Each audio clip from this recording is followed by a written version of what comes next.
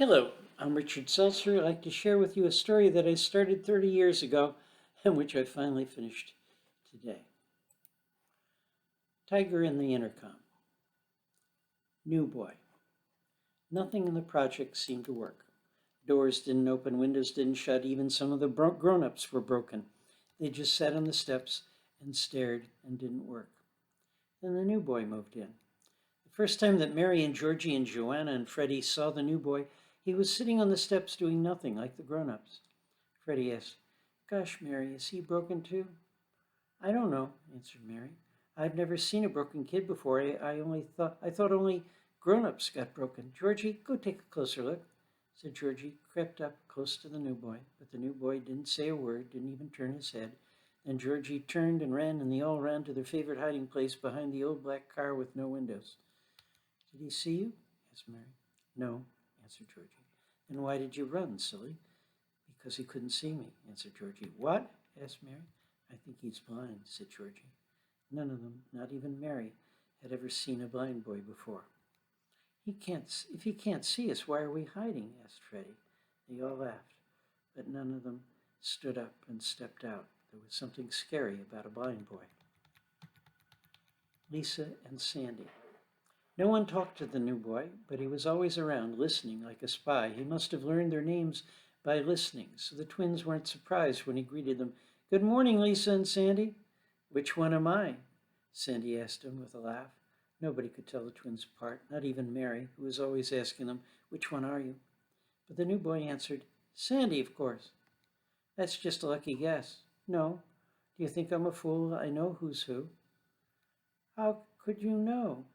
We look so much alike, we confuse everybody." "Well, I can't see you, so what you look like doesn't confuse me. I have no trouble at all telling you apart." "And how did you know it was me?" asked Sandy. "Because you skip as you walk, and you always slow down when you pass by the rose bush, and you smell like fresh cut grass." "And what about me?" asked Lisa. "You run ahead 3 steps, then wait for the others to catch up, then run ahead again. You scrape the ground with your heel when you stand still, and when you talk, you spit your words out one after the other, then pause before finishing your thought."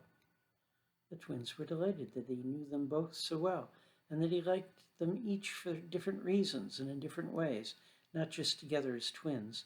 He made them each feel special. Soon the 3 of them were playing games together. Sandy liked to play blind man's buff, and Lisa liked hide and seek. The new boy was great at both games. No trick of sight could fool him. No matter how well Sandy and Lisa hid, he could always find them. Mary asked the twins, "What's his name?" "Roger," answered Lisa.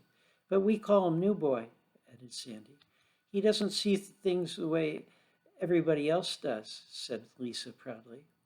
"He makes everything seem new," explained Sandy. "Well, I don't see what's so special about him," said Mary. "He's blind. There's nothing special about that. Not special good." "He's a lot of fun to play with," said Sandy. "Well, I'll play with him too," said Mary, "but not because he's special, just because I feel sorry for him, that's all." As soon as Mary started playing with him, Georgie and Joanna and Freddie did too. Blind dates. Lisa and Sandy's mother wasn't married. Sometimes she went out on blind dates. Sandy liked to play a make-believe game with the new boy she called Blind Dates. Sandy would put on a blindfold and walk around the yard with him. "Here we are at a fancy restaurant," she would say, and Lisa took their orders for cake and ice cream. Then Sandy and the new boy danced while Lisa sang and hummed and made noises like a dance band. "You're so handsome," said Sandy as she adjusted her blindfold. "And you are beautiful," said the new boy. Mary laughed. "What a silly game, and I suppose you think everybody's beautiful." "No," said the new boy. "Very few people are really and truly beautiful." "How can you tell? You can't see anything," said Mary. As soon as she had said it, she bit her lip and wished she hadn't said anything at all. She felt so sorry for the blind boy. "You don't have to see people to know that they're beautiful," answered the new boy. "Take you, for instance, Mary. I know that you're very beautiful." Mary didn't know what to say. Her mirror told her that she was plain. Even her mother told her she was plain. But the blind boy called her beautiful, and he sounded so certain and sincere. One day, Mary's mother, Mrs. Mahoney, saw Sandy and Lisa and the new boy playing blind dates. Her mother told the twins, "You shouldn't fool him like that. He doesn't know what's real and what's not. You shouldn't put ideas like that into his head. He's just a little blind boy. It's sad that he's blind, but you shouldn't give him false ideas and false hopes. Sooner or later, he'll find out that it's all make-believe, that everything's all broken and dirty, and that'll hurt him more than anything else. Sandy and Lisa didn't know what to say. They didn't want to hurt their friend. They just wanted him to be happy, like he made them happy. They just enjoyed playing make-believe. The Space Project. The new boy asked lots of questions. He's very curious, said Lisa. She was proud of the new boy and everything he could do. He doesn't know anything, said Mary. That's why he asks so many questions. How can he know anything when he can't see anything? The new boy asked all about the project. He asked about things that everybody else just took for granted. Why doesn't the door work? Why doesn't the window work? Why don't you work, Mr. Mahoney?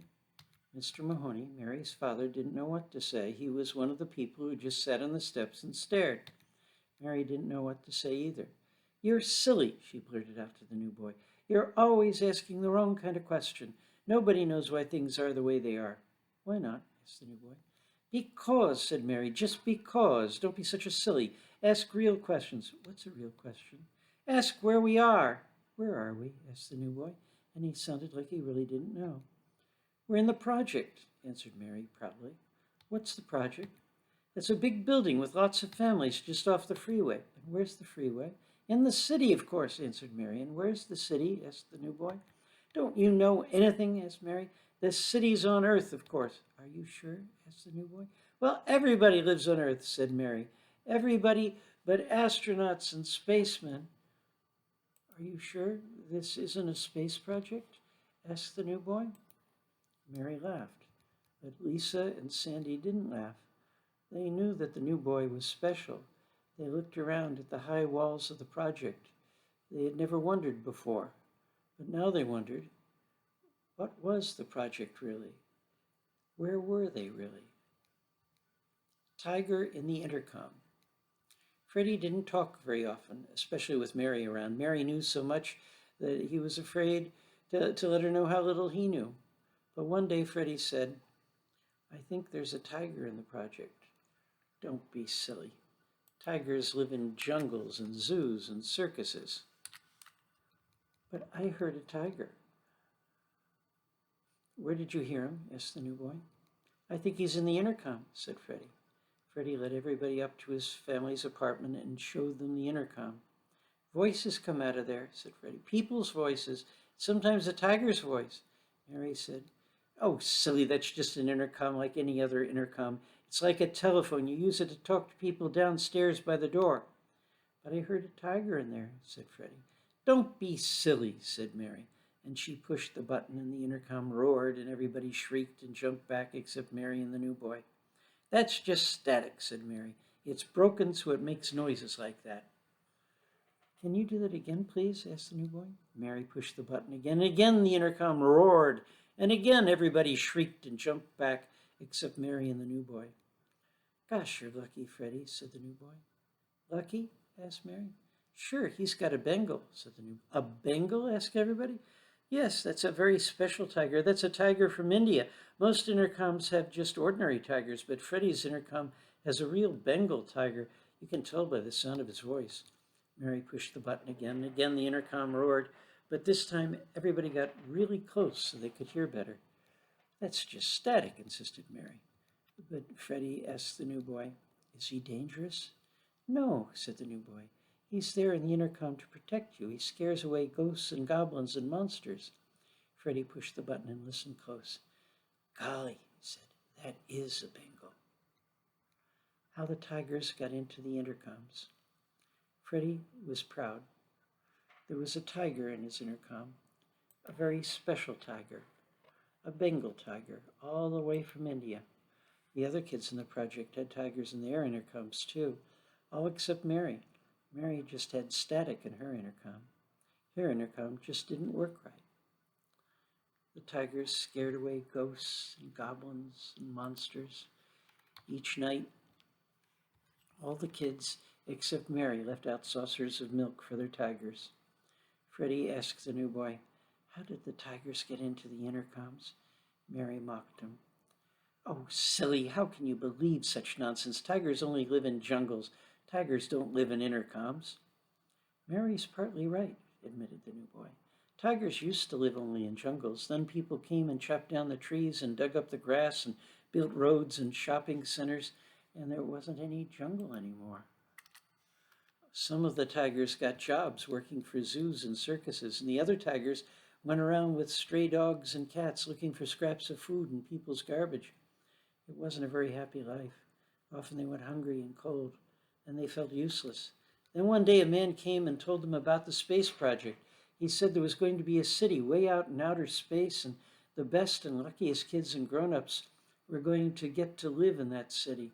And they needed tigers to guard the people because nobody knows what's really out in outer space. And there could be all sorts of ghosts and goblins and monsters. And tigers are so big and strong and fearless, they could scare away anything. So lots of tigers went with the man. Now they live in the intercoms in the space project. They're very proud and happy most of the time, but sometimes they get homesick. Then they just lie there in the intercom and shut their eyes and growl softly and imagine they're back in the jungle." The drummer boy. Mary didn't believe the new boy. He talked about things that she couldn't see. Mary only believed in things she could see. The new boy was blind. He couldn't see anything, and he believed all sorts of things he couldn't see, like the drummer boy. "The drummer boy?" asked Joanna. "Yes, Yanni, the drummer boy. He lives right here in the project," said the new boy. "I've never met him," said Joanna. "I haven't met him either," said the new boy, "but I hear him every time it rains." "Where do you hear him?" asked Joanna.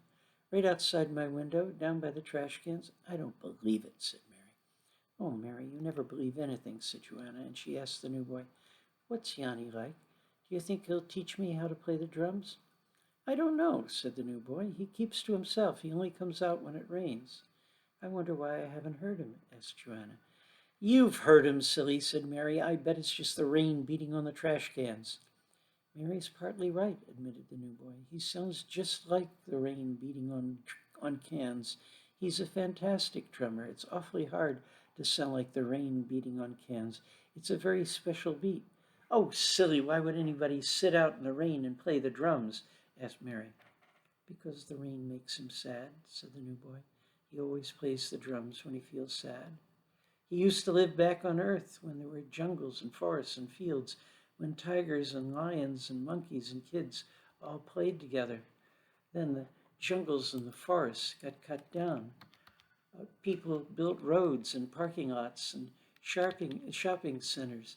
Then the tigers and the lions and the monkeys and even the kids started disappearing.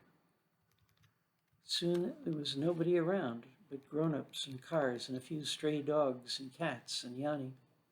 Yanni was very lonely until one day he met Brenda.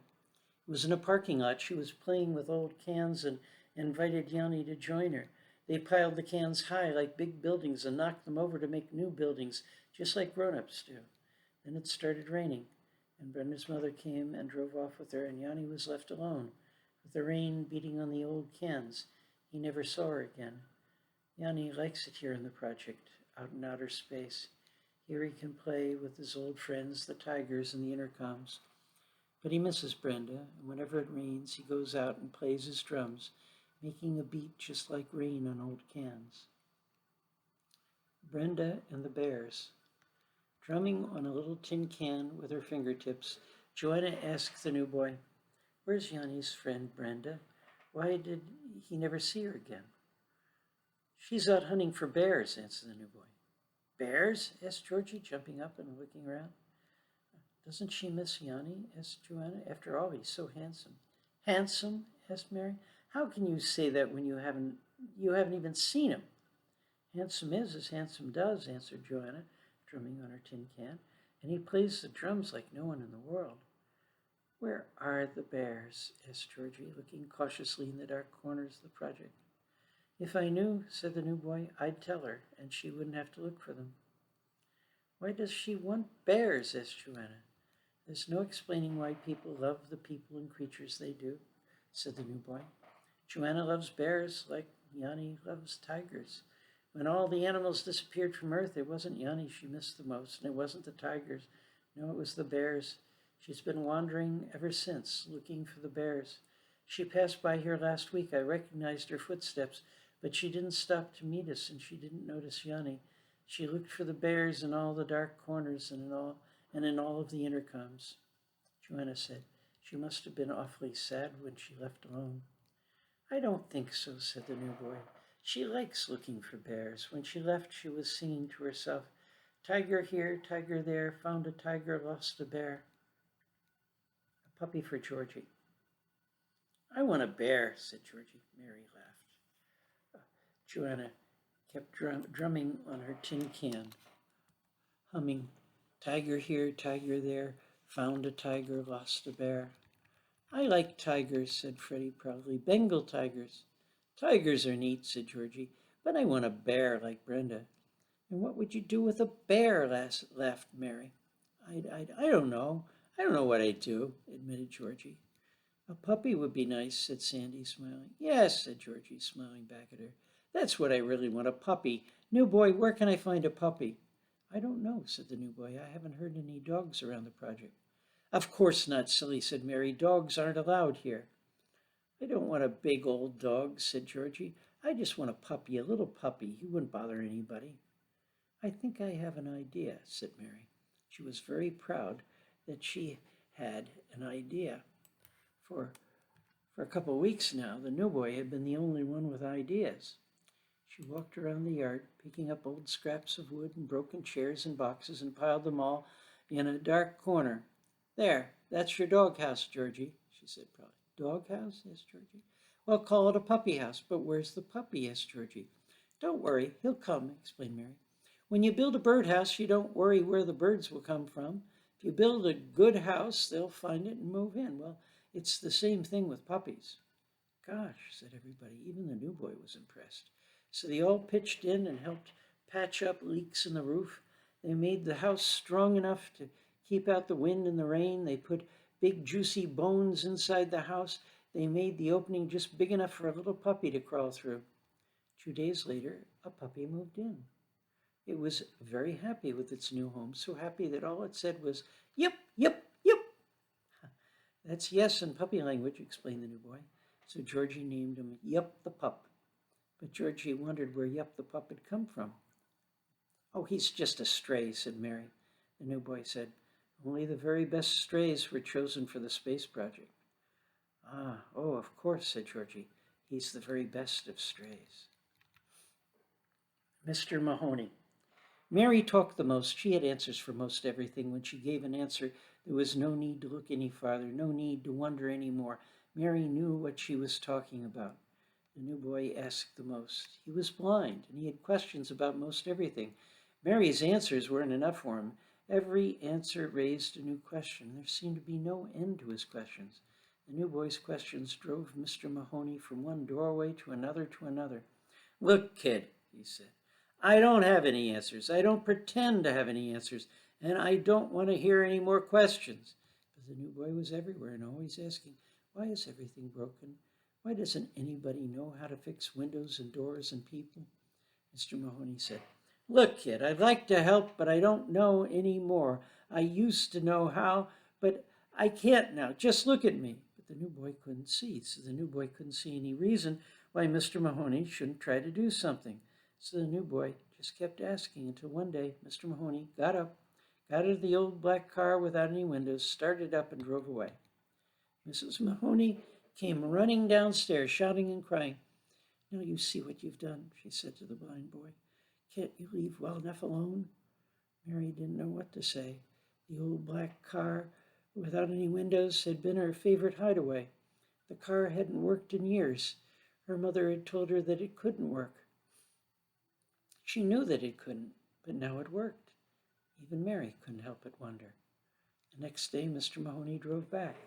Now the old black car had windows, and Mr. Mahoney started fixing windows and doors all over the building. He never sat on the steps again. He was always fixing something in the project, making things work and working himself. The magic ice cream cone. The project had changed since the new boy moved in. Georgie had a puppy, Freddie had a Bengal tiger, Joanna was learning how to play drums. Mary's father no longer sat on the steps with the broken grown-ups. He worked now, and the windows and doors worked. Even the old black car that was Mary's favorite hiding place worked now. The old black car had windows now, so when Mary sat in it, she didn't see just the project and the people who lived there. Rather, she saw herself reflected, too, and the reflection told her that she wasn't beautiful like the new boy said she was. She was plain. She didn't believe in the new boy. She didn't believe that he made everything seem new. To her, he was just a blind boy. The puppy was just a stray. The tiger was just static. And Joanna was just beating on old cans. Mary wanted to prove that the new boy was just blind. She wanted to make him look silly, so she tried to trick him. Is there anything magic? She asked him. Only ice cream cones, he answered. Ice cream cones? Yes, they're magic ice cream cones. You never know when you might find one. But what's magic about them? Well, you can lick them and bite them time and again, and they're still there. They last longer than you could ever imagine, and every bite tastes better than the last. Mary was delighted. Now she knew he had a weakness for ice cream cones. She would be able to make him look silly. So she bought an ice cream cone, and she asked Georgie and Freddie and Joanna and Lisa and Sandy to come over and watch. She told the new boy, I think I found a magic ice cream cone. When I eat it, it doesn't seem to get any smaller. Amazing, he said. Bring it here, please. She gave it to him, saying, Here, take a big bite. His face lit up. Gosh, he said, a real magic ice cream cone. I always wanted to believe in magic. I always tried hard to believe in magic, but it's awfully hard to believe in anything when you can't see anything at all. You just keep hoping and hoping, and you hope so hard you almost make it real, but you don't know. But you know you're just hoping. Now, Mary's found a real magic ice cream cone, and she's willing to share it. Thank you, Mary. Thank you ever so much. Mary didn't know what to say. She felt ashamed for wanting to fool him. She wished it really was a magic ice cream cone, and she knew that as soon as he bit into it, he'd know it wasn't. She felt very small. Instead of eating the ice cream himself, the new boy said, Here, Georgie, Freddie, Joanna, Lisa, Sandy, pass it around. It's a real magic ice cream cone. Mary found it. It isn't every day you find a magic ice cream cone. Everybody should have a bite. Georgie didn't know what to do, and Joanna and Freddie and Sandy and Lisa didn't know either. And Mary suddenly reached out and took the ice cream cone. Here, give it to me, she said. I want another bite. It's so good, and it doesn't get any smaller. Delicious. But she didn't even lick it. She just passed it along to Lisa. Lisa remembered that what Mary's mother had said. She didn't want to fool the little blind boy, but Mary nudged her with a hard elbow, so Lisa said, Yes, it's delicious, and she passed it on to Sandy. Sandy saw how happy the little new boy was that everyone was enjoying ice cream, so she said, Scrumptious, and passed it to Georgie. Georgie said, Fantastic, and passed it to Joanna. Joanna said, I've never seen anything like it, and passed it to Freddie. Freddie, to seem natural, didn't say anything at all. He just groaned with delight and passed the ice cream cone completely untouched, as good as new, back to the new boy. Mary was delighted. Try it now, new boy, she said. Please try it. Everybody's enjoyed it, and it's still as good as new. Wow, said the new boy as he took a bite. It really is a magic ice cream cone. But Mary, your voice sounds sad. He gently touched her cheek. What's wrong? I don't know, she said. He gave her a hug and said, Maybe you missed the unicorns, but that's another story. I hope you enjoyed this story. I don't know if it will ever be published. My name again is Richard Seltzer, as in Alka-Seltzer. My email is seltzer@seltzerbooks.com. All Things That Matter Press recently published 3 novels of mine, Parallel Lives, Beyond the Fourth Door, and Nevermind. You can find those all at Amazon as paperbacks and as ebooks. They can be read in any order.